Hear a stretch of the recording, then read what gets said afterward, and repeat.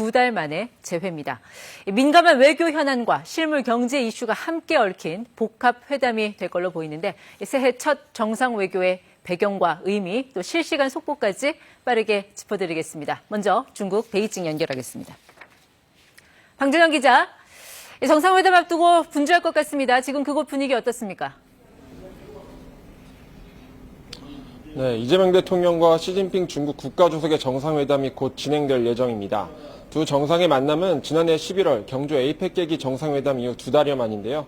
이번 회담에서는 한반도 비핵화 문제를 포함해 영내 안보 정세에 대한 논의도 심도 있게 이뤄질 것으로 보입니다.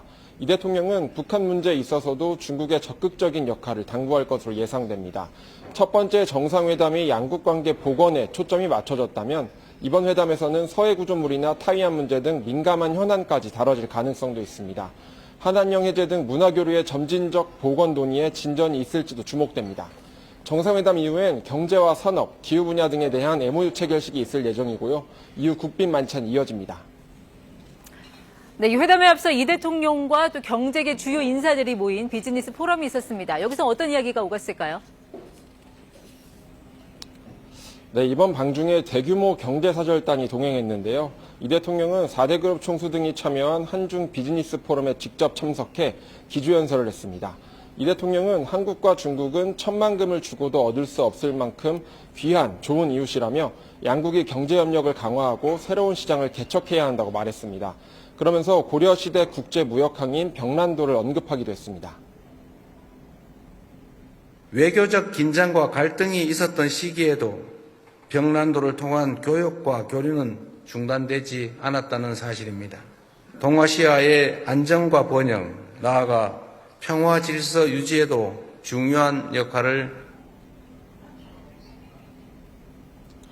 이 대통령은 제조업과 서비스, 콘텐츠 산업 협력을 양대 축으로 제시하며 기업인들이 한중 협력에 배를 띄우면 한국 정부도 필요한 환경을 갖추도록 중국 정부와 협력하겠다고 말했습니다. 지금까지 베이징에서 KBS 뉴스 방준원입니다. 중국으로서도 이례적인 1월 정상 외교입니다. 한국과의 회담을 앞둔 중국 쪽 분위기도 확인해 보겠습니다. 김효신 특파원. 네, 우리 정상의 중국 방문 9년 만입니다. 중국 현지에서는 어떤 점에서 가장 기대감을 드러내고 있습니까? 네, 중국에서는 새해 첫 국빈으로 이재명 대통령이 방문했다는 것만으로도 큰 의미를 두고 있습니다.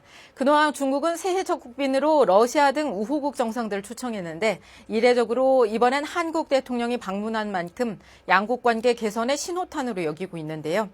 중국 관역신화통신은 이 대통령의 방중이 어느 때보다 중요한 시점에 이루어진다며 양국의 미래를 향한 더 명확한 방향을 설정할 기회라고 의미를 부여했습니다. 중국 황파이 신문은 이재명 대통령이 200여 명의 경제사절단을 대동했다는 사실도 크게 보도했는데요. 한국의 중국 시장을 새롭게 인식하고 관계를 재조정할 수 있는 기회라며 한중 양국 경제 협력에 대한 기대감을 SNS 웨이보에서도 이 대통령의 방중 소식이 한때 실시간 검색어 1위에 오를 정도로 중국 일반 국민들의 관심도도 높습니다.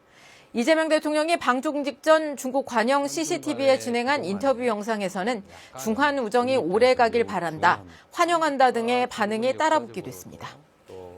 네, 이 대통령의 방문은 일반 방문이 아닌 국빈 방문입니다. 의전이라든지 달라진 분위기 느껴지는 게 있습니까? 네, 과거 10년 사이 우리 정상의 방중 때에는 중국의 차관급이나 차관복급 인사가 영접한 것에 비해 이번에는 장관급인 인허준 중국 과학기술부장이 영접했습니다. 중국에서 의전의 격을 높였고 거기에 과학기술수장을 내보내 한국과의 과학기술 협력 의지를 내비쳤다는 분석이 나오고 있습니다. 가장 최근에 중국을 방문한 외국 정상으로는 지난달 프랑스 마크롱 대통령이 있었는데요. 당시 마크롱 대통령은 사천성 청두를 방문한 반면 이 대통령은 정치와 경제 중심지인 베이징과 상하이를 두루 방문하도록 일정이 조율된 점도 중국의 협력 의지를 보여준다는 해석입니다. 베이징에 이어 상하이에서도 우리 기업과 중국 기업들의 만남이 예정돼 있는데요. 경제와 산업, 기후 분야에서 교류 확대를 위한 양해각서 10여 건의 서명실도 이루어져 실질적인 협력에 물꼬를 틀 것이라는 기대감이 높습니다. 지금까지 베이징에서 전해드렸습니다. 네, 이번 한중 정상회담에서 예상되는 의제, 또 의미까지 전문가와 함께 짚어보도록 하겠습니다. 김경진 정치외교부 기자, 그리고 박병광 국가안보전략연구원 수석연구위원 나오셨습니다. 네, 두 분 어서 오십시오. 안녕하십니까. 네. 자, 위원님, 보통 이제 중국은 1월 하순부터 3월 초까지는 뭐 춘절 준비다, 양회 준비다 해서 외교 활동을 최소화하지 않습니까? 1월 정상 외교를 수용한 배경 어디 있다고 보세요? 지금 말씀하신 것처럼 중국의 외교 관례 행사를 보면은 2월에는 춘절이 있고 3월에는 양회가 있죠. 그래서 1, 2, 3월에는 대체로 이제 외국 국빈 방문을 받아들이거나 하는 케이스는 흔치는 않습니다. 네. 근데 이번에 이제 이재명 대통령의 국빈 방문을 받아들이게 된 것은 제가 볼 때 몇 가지 이유가 있을 수 있는데, 첫째는 먼저 한국 측에서 강력히 원했다고 생각을 하고요. 거기에는 이재명 대통령께서 이제 한중 관계를 개선하고 발전시키겠다는 전략적 결단과 의지가 작용했을 것이라고 보고요. 두 번째로는 작년에 우리가 이제 한미 정상회담, 대면회담을 두 차례 하지 않았습니까? 네. 그걸 바탕으로 한미 동맹을 다져놓은 상태에서 이제 그 다음은 한중 관계 개선으로 방향을 잡겠다고 하는 이재명 정부의 그 외교적 방향성이 작용을 했다 볼 수가 있겠고, 중국 측의 입장을 볼 것 같으면 아마도 중국 측에서는 이제 미중 경쟁이 구조화되고 있는 이 상황 되는 중국 나름대로 갈등이 격화되고 있는 상황 속에서 중국으로서는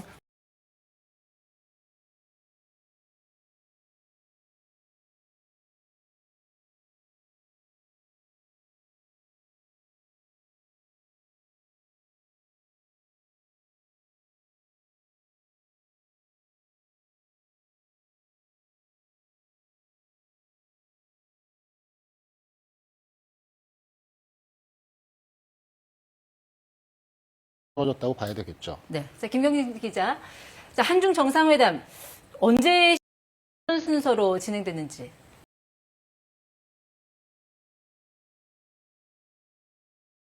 가 되진 않았고, 오후에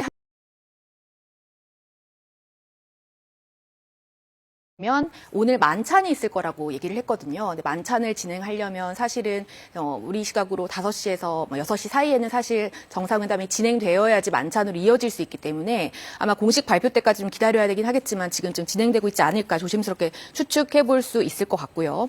이제 보통은 공식 환영식을 시작으로 정상회담, 그리고 MOU 서명식, 그리고 국빈 만찬으로 이어진다는 내용까지는 공개가 됐는데, 아마 공식 환영식부터 순차적으로 관련된 영상 그리고 내용들이 이제 한국에 전해지지 않을까 싶습니다. 네. 지난해 11월에 만났으니까 2달여 만에 재회잖아요. 그렇지만 우리 정상이 이제 중국을 방문하는 거는 9년 만입니다. 자, 과거와 분위기가 확실히 다를까요? 어떻게 전망하세요? 엄청나게 바뀌었다고 생각할 수밖에 없는 게, 사실은 2017년에 방중했을 때, 그러니까 문재인 대통령이 국빈 방문을 했을 때는 이제 사드 사태가 있고 바로 직후였잖아요. 그렇기 때문에 계속해서 홀대 논란이 이어질 수밖에 없었고, 실제로 중국 입장에서도 이제 그런 부분을 의식한 채, 예를 들면 식사라든지 이런 것도 시진핑 주석하고만 하고 네. 다른 분들을 만나지 못해서 뭐 혼밥을 했다 이런 이야기도 나왔었고, 그다음에 또 뭐 의전 같은 경우는 좀 달랐거든요. 그때 당시에는 이 차관복급이 의전을 했는데 이번에는 장관급이 의전을 했잖아요. 근데 그런 것만 봐도 굉장히 달라진 측면이 많고, 그리고 실제로 이제 잠시 뒤 공개가 되겠지만 환영 행사 같은 경우도 당시에는 의전 같은 게 뭐 도로를 통제하지 않는다든지 뭐 이런 부분에서 좀 과거와 다른 양상을 보였는데, 이번에는 아마 국빈 대우에 맞춰서 의전이나 뭐 이런 부분을 충분히 신경 쓰지 않았을까 예상할 수 있을 것 같습니다. 네. 자, 연구원님, 일단 정상회담이 시작이 되면 뭐 여러 가지 의제가 지금 거론되고 있습니다만 어떤 주제를 가장 먼저 테이블에 올릴 걸로 예상하세요? 그 주제라고 하는 것은 이제 양국이 서로 필요성의 우선순위에 따라서 주제를 협의하게 되는데요. 한국 측 입장에서는 아마도 이제 한반도 비핵화 문제가 들어가야 될 것이고요. 다음으로는 공급망 문제가 심각하기 때문에 지금 이제 한중 간의 공급망 협력 문제가 들어갈 수 있을 것 같고, 또 하나 이제 대통령께서 강조하시는 것이 실용외교이고 민생경제에 도움이 된다는 것 아니겠습니까? 그런 측면과 연관지어 본다면은 아마도 이제 우리나라의 진입할 수 있는 그러한 것들이 중요한 의제로 들어갈 수가 있겠죠. 네. 비핵화를 가장 먼저 말씀을 하셨어요. 사실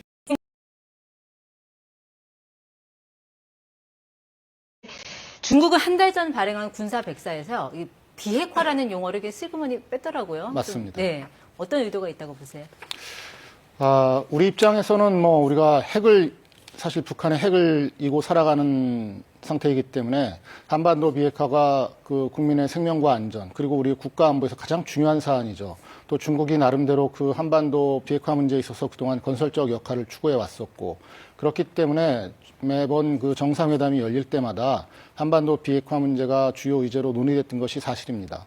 그런데 지금 말씀하신 것처럼 중국이 이제 작년부터 대체로 주요 문서라든가 또는 중러 정상회담이라든가 이런 자리에서 이제 한반도 비핵화라는 용어를 슬그머니 빼고 있습니다. 네. 때문에 이번에 의제로서 우리가 비핵화 문제를 제기했을 때 중국이 받아들일 것인지 그리고 또 그것이 논의된다고 하더라도 향후 나오게 될 공동 발표문이나 이러한 문서에 한반도 비핵화가 공식 용어로 등장하게 될 것인지 사실은 현 상황을 놓고만 보자면 자신하기는 어려운 게 사실입니다. 네.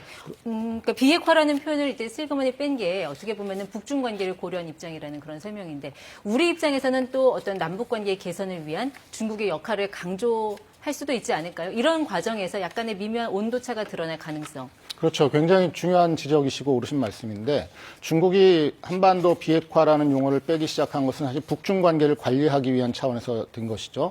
근데 또 말씀하신 것처럼 어찌 보면은 한반도 비핵화라는 것을 중국이 집어넣거나 또 논의함으로 인해서 중국이 한반도 문제에 대해서 주요한 하나의 그 영향력 있는 당사국으로서 한반도 문제에 개입할 수 있는 여지를 열어두는 요소도 있기 때문에 중국도 그것을 강하게 거부하기는 어려운 그런 상황도 있습니다. 네. 자, 김경진 기자. 그래도 가장 외교적으로 현재 시점에서 민감한 사안이라고 하면 또 타이완 문제를 빼놓을 수 없을 것 같습니다. 하나의 중국 원칙에 대한 입장 표명을 분명히 요구할 텐데 이 대통령이 이제 CCTV와의 인터뷰에서는 존중한다라는 표현을 썼잖아요. 오늘 회담에서도 뭐 비슷한 기조로 갈까요? 어떻게 예상하세요? 네, 중국 입장에서는 당연히 이제 타이완 문제에 대한 좀 더 적극적인 의사표명을 하겠지만 사실은 우리 정부가 일관되게 유지해왔던 기조는 이번에 CCTV에서 나온 이재명 대통령의 발언 수준이라고 봅니다. 이제 어떻게 입장을 표명하느냐. 라는 문제에선 사실은 하나의 중국 원칙을 존중한다는 거에 그칠 수 있겠지만 사실은 조금 더 디테일하게 들어가면 이제 지금 주한미군이 전략적 유연성을 확대해서 사실은 타이완 문제에 개입하려는 시도를 하고 있잖아요. 이런 부분들에 대해서 어디까지 한국 정부가 협조를 할 것인지 좀 더 타이완 문제와 관련해서는 실질적인 부분에서의 논의가 있지 않을까 그런 부분에 좀 주목을 할 필요가 있을 것 같습니다. 네. 그 대만 문제와 관련해서는 사실 이제 1992년 8월에 한중 수교 당시에 나온 공동 문서에서 한국은 중국에 관해서 그 대만 문제와 타이완 문제에 관한 하나의 중국 입장을 존중한다라는 것이 우리의 공식 입장입니다. 네. 여기서 중요한 것은 중국은 하나의 중국 입장이라는 용어를 안 쓰고 하나의 중국 원칙이라고 합니다. 그리고 또 미국은 그것을 하나의 중국 정책을 존중한다고 하죠. 우리는 하나의 중국 입장을 존중한다는 것이고 여기는 각각의 의미의 차이가 있습니다. 그러나 이번에도 이제 대통령께서 하나의 중국 입장을 존중한다는 그 기존의 용어를 그대로 하셨고 더 나아가면 두 번째 우리 정부는 이제 대만 문제에 관해서 대만 해협의 평화와 안정을 원한다라는 것, 희망한다라는 것이고요. 세 번째 이제 최근에 나온 것은 대만 해협에서 어느 일방에 의한 현상 변경을 반대한다라는 것입니다. 과거에는 이것이 이제 전임 정부에서는 무력에 의한 현상 변경 반대라는 말을 함으로써 중국의 반발을 불러일으켰는데 우리가 어느 일방에 의한 현상 변경을 반대한다라는 것은 중국에 의한 힘에 의한 현상 변경만이 아니라 네. 대만이 독립을 한다라든가 이런 것을 지지하지 않는다라는 뜻도 있는 것이기 때문에 중국으로서는 받아들일 수 있는 세 가지 기본 원칙을 우리가 중요하게 생각하고 있는 것입니다. 네. 조금 전에 연구원님께서 이 대통령의 실용 외교를 언급하시면서 민생 문제도 중요한 현안이 될 거라고 하셨습니다. 그래서 여쭤보는데요. 외교가에서 가장 많이 오르내리는 질문 중에 하나가 한한령 해제입니다. 물론 중국 입장에서는 한한령이라는 뭐 공식 용어도 없고 공식 문서도 없다. 없는 거를 뭐 어떻게 풀란 말이냐 이런 기조도 나오고 있지만 어쨌든 그 모순적인 구조 때문에 항상 그 애매한 언어로 지금까지 논의가 진행이 되었잖아요. 이번에는 좀 어느 정도까지 구체화될 걸로 보십니까? 그 부분은 저도 이번에 그 대통령의 방중을 보면서 굉장히 개인적으로 관심을 가지고 있는 부분인데요. 사실은 이제 한중 관계가 굉장히 발전하고 교류가 증진된 상황에서 사드 사태로 인해서 사실은 이제 한한령이라는 게 본격화됐다고 볼 수 있는데 지난 기간 동안 한한령이 유지가 되었죠. 보이지 않게. 이번에 대통령 방중에서도 사실은 우리 정부가 추구하는 것 중에 하나가 목표 중에 하나가 이 한한령의 해소, 우리 문화 콘텐츠의 재진입 뭐 이런 것들인데 이것이 제가 볼 때는 조금 희망적인 측면에서 보자면은 지난 10월 말 11월 초 에이펙 경주 네. 정상회의에서 그 시진핑 주석을 포함한 국가 지도자들이 우리 대중문화 그 공연을 봤죠. 때문에 이번에 또 우리가 북경에 가서 정상회담을 하면서 부대 행사의 하나로서 사실은 그 우리 대중문화인들 아이돌 가수라든가 네. 이런 분들의 공연을 사실은 추진한 걸로 알고 있습니다. 그래서 이것이 진행되는지도 한번 지켜볼 필요가 있겠고, 제가 볼 때 완전한 해소는 시간이 걸리겠지만 부분적으로라도 이번 정상회담을 통해서 성과가 있지 않을까라고 기대를 하고 있습니다. 네. 김경진 기자, 사실 그 박진영 위원장, 그 중국 공연과 관련해서 시진핑 주석하고 뭔가 좀 이야기를 나누는 모습이 지난해 포착이 되기도 해서 이번에 뭔가 문화 공연이 성사될 거다라는 기대감이 있었는데 뭐 사실상 무산된 거 아닙니까? 그 이유는 어디에 있을까요? 일단은 그때 당시 말씀하셨던 것처럼 에이펙 만찬장에서 박진영 위원장과 시진핑 주석이 서로 이야기 나누는 사진 한 장이 공개가 돼서 굉장히 화제였고, 이때 당시에 어떤 이야기를 나눴느냐 이야기해보니까 이제 중국에서의 K-팝 공연에 대한 추진을 언급했다라고 했는데, 실제로 이번에 한중 정상회담이 결정되고 나서 이제 박진영 위원장이 이제 다른 기획사들에게 뭐 의사를 타진했다 이런 얘기가 있었고, 실제로 추진됐던 것도 맞다고 하는데요. 저희도 그래서 좀 관심을 가지고 계속 지켜봤는데, 일단 말씀하신 K-팝 행사 같은 경우는 좀 초기에 무산됐다고 전해지고 있습니다. 이제 한한역 박사님께서 말씀하신 것처럼 한한역이 점진적으로 이제 풀어지는 과정에서 이제 좀 그런 과정이 진행될 텐데, 갑작스런 이제 K-팝 공연을 양 정상이 보는 거에 대한 거부감 이런 게 좀 있었다고 전해지고 네. 있고요. 하지만 K-팝 행사와는 약간 성격을 달리한 두 정상이 함께하는 문화 공연, 별도의 문화 공연은 추진됐다고 해요. 근데 거기에서도 관련 부처에서 답사를 갈 정도로 어느 정도 논의가 진전이 됐었지만, 근데 결국에는 무산이 됐는데 왜 무산됐는지 위성락 실장에게 물어봤더니 이제 문화를 바라보는 양측의 입장 차이가 좀 있었다라고 설명을 했어요. 근데 중국에서는 문화 공연이라고 하는 게 그야말로 뭐 전통 문화라든지 뭐 이런 부분에 머물렀다면, 우리는 조금 더 이제 현대 문화, 최근에 이제 한류와 관련된 콘텐츠를 넣으려고 했던 그런 흐름이 있지 않았을까 싶습니다. 네. 그러니까 실제로 중국 내에서 한국 대중문화를 보는 시각이 약간 이중적인 면이 있잖아요. 전통문화, 고전문화에 대해서는 비교적 우호적인데 K-팝 드라마, 예능 이런 건 아무래도 이 시장과도 연결이 된 부분이라서 조금 더 민감하게 반응하는 그런 분위기는 있는 것 같습니다. 제가 볼 때는 이제 아마도 그런 부분이 중국의 특수성이라고 할까요? 우리가 사실 말하면 이제 중화문명, 중화민족주의 뭐 그런 거 얘기하지 않습니까? 중국은 스스로가 이제 대단한 역사와 전통을 가지고 있는 나라이고, 그렇기 때문에 그들이 쌓아놓았던 수천 년에 걸친 그 어떤 전통 문화를 더 중시하는, 대중문화라고 하는 것은 사실 중국이 개혁 개방한 지 불과 몇십 년 안 되기 때문에 네. 대중문화의 측면에서는 아직 중국이 소프트 파워가 좀 약하죠. 그런 측면에서 한국이 중국을 침투한다고 생각할 수가 있고, 또 그것이 경제적인 측면에서도 중국의 시장을 잠식한다고 볼 수 있기 때문에 네. 중국이 좀 거부하고 쉽게 받아들이지 못하는 그런 측면이 있는 것 같습니다. 네. 자, 오늘 열릴 이 한중 정상회담을 북한은 어떻게 바라보고 있을까? 탄도미사일을 발사했습니다. 이재명 대통령 방중 직전에요. 그 시점에 대해서는 좀 어떻게 보세요? 북한은 이제 지금 그 얘기는 좀 복잡한 문제가 있는데, 하나는 뭐냐면 우크라이나 전쟁을 계기로 해서 북한이 러시아에게 급속하게 달라붙었죠. 그러니까 밀착을 했죠. 그래서 북중 관계가 좀 소원해졌고, 그러다가 지난 9월에 전승절 기념식에 김정은이 천안문 막루에 감으로써 북중 관계도 개선 모드로 전환을 했죠. 그래서 이것이 지속되기를 원할 텐데, 그 사이를 어찌 보면은 파고든 것이 이제 이재명 대통령의 방중이라고 할 수가 있겠죠.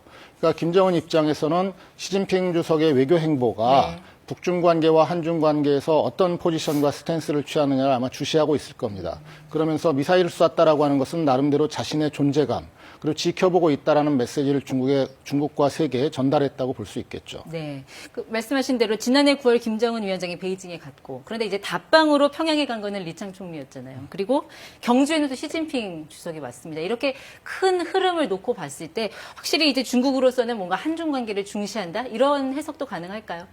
그럼요. 처음에 말씀드린 것처럼 중국의 입장에서는 바로 지척에 있는 한반도 문제에 개입할 영향력을 유지하는 것이 굉장히 중요한 외교 목표이고, 또 중국에 있어서 북한은 전통적으로 이른바 그 일종의 그 버퍼존이죠. 어떻게 보면. 그래서 그 중립지대로서 네. 미중 충돌의 어떤 그 중간지대로서의 전략적 가치를 지니고 있지만 한국은 반면에 경제적으로, 기술적으로 굉장히 또 중요한 전략적 동반자이기 때문에 중국이 뭐 북한을 끌어안는다고 해서 한국을 버릴 수도 없고 또 한중 관계가 굉장히 발전한다고 해서 북한을 등을 돌릴 수도 없는 네. 그러한 중국도 그러한 그 샌드위치 신세가 어느 정도 있다라고 볼 수 있습니다. 네. 김경진 기자, 잠시 후에 정상회담이 열릴 걸로 보이긴 하는데 일단 양측의 배석자 누가 참석합니까? 그 배석자 여부도 역시 아직까지 공식적으로 발표가 되진 않았는데 누가 참석할지 생각해보면 사실 지난해 11월에 있었던 한중 정상회담 때 참석했던 사람들이 아마 이번에도 대부분 참석하지 않을까 예상이 됩니다. 일단 11월에 참석했던 우리 측 인사들을 보면 구윤철 경제부총리 지금 출장으로 중국에 가 있고요. 그리고 백용훈 과기부총리, 조현 외교부 장관, 그리고 김정관 산업통상자원부 장관도 역시 지금 중국에 가 있는 상태고요. 위성락 국가안보실장과 김용범 정책실장 그리고 노재현 주중대사 이렇게 참석할 걸로 보이고요. 이제 중국 측에서는 우리 측의 이제 카운터파트에 해당하는 사람들이 참석할 걸로 보이는데요. 뭐 왕이 외교부장 당연히 참석할 거고 정산재 국가발전개혁위원회 주임이라든지 왕원타오 상무부장 그리고 람포완 재정부장 또 다이빙 주한 중국 대사가 참석할 걸로 보이고 이번에 이재명 대통령을 직접 영접하러 나왔던 인허진 과학기술부장도 참석할 것으로 보입니다. 네. 자, 한중 정상회담 소식은 들어온 대로 다시 전해드리고 잠시 이 베네수엘라 속보 짚고 가겠습니다. 기습적인 군사작전에 이어 베네수엘라 통치를 선언한 트럼프 대통령이 미국 주도의 정부 운영 방침을 분명히 했습니다. 새로운 지도부가 미국에 협조하지 않으면 2차 공격에 나설 거라고 경고했습니다. 워싱턴 김지숙 특파원입니다. 베네수엘라를 통치하겠다고 한 트럼프 대통령은 미국이 베네수엘라를 맡고 있다면서 막 취임한 인물들과 협상하고 있다고 말했습니다.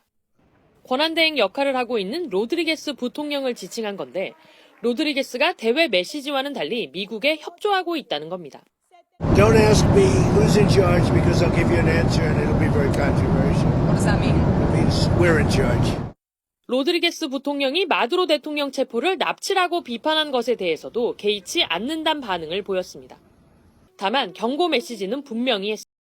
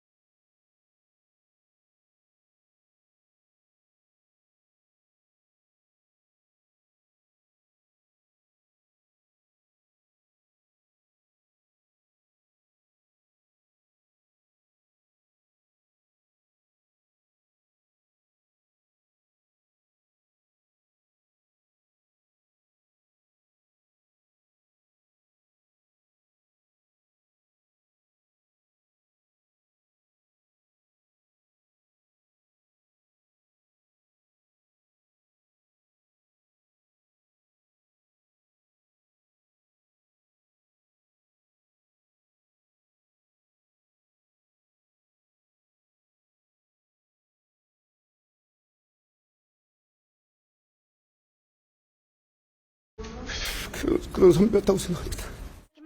고인은 5살이던 1957년 영화 황혼열차로 데뷔했습니다.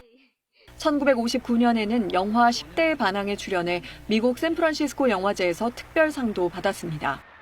성인이 된 뒤엔 영화 바람 불어 좋은 날에서 덕배 역을 맡아 대종상 신인상을 수상하며 본격적으로 이름을 알렸습니다. 이후 영화 투캅스, 실미도 등 140편 넘게 출연했습니다. 암투병 기간에도 영화 한산, 용의 출연 등에 잇따라 출연하며 영화에 대한 열정을 보였습니다. 고인은 국내 3대 영화제에서 나무주연상을 모두 받아 이른바 트리플 크라운을 달성했고 이들 영화제에서 받은 상만 수십 개가 넘습니다. 2013년에는 대중문화 발전을 이끌어 은관 문화훈장을 수훈했습니다. 2023년에는 30년간 봉사활동을 해온 공로로 4.19 민주평화상을 받았습니다. 빈소는 서울 성모병원 장례식장에 마련됐으며 장례는 영화인장으로 치러집니다. 발인은 오는 9일 새벽으로 배우 이정재, 정우성 등이 고인의 마지막 길을 배웅합니다. 서울 충무로 서울영화센터에는 팬들을 위한 별도의 애도 공간이 마련됩니다. KBS 뉴스 이정은입니다. 다시 한중 정상회담 소식으로 이어가겠습니다. 이재명 대통령과 시진핑 주석이 잠시 후 정상회담을 갖습니다. 지난해 11월 경주에서 만난 후 약 2달 만에 재회입니다. 새해 첫 정상외교의 배경과 의미, 또 실시간 속보까지 지금부터 짚어드리도록 하겠습니다. 먼저 중국 베이징 연결합니다. 방준원 기자. 네, 이제 정상회담 곧 시작되나요? 그곳 분위기 어떻습니까? 네, 이재명 대통령과 시진핑